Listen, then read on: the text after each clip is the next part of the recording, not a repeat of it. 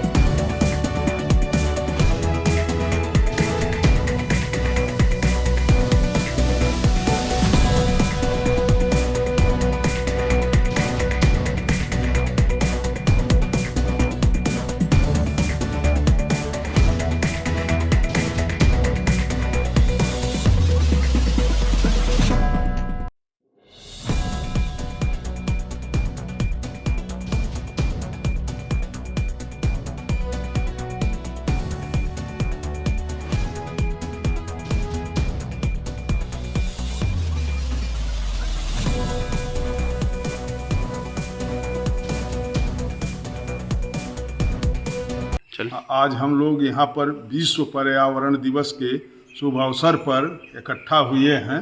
सुप्रभात children's academy के बच्चे एवं अध्यापक, शिक्षक, शिक्षिकाओं एवं सभी सहयोगी लोग उपस्थित होकर के 15 छायादार वृक्षों का हम लोगों ने आज पौधारोपण किया है।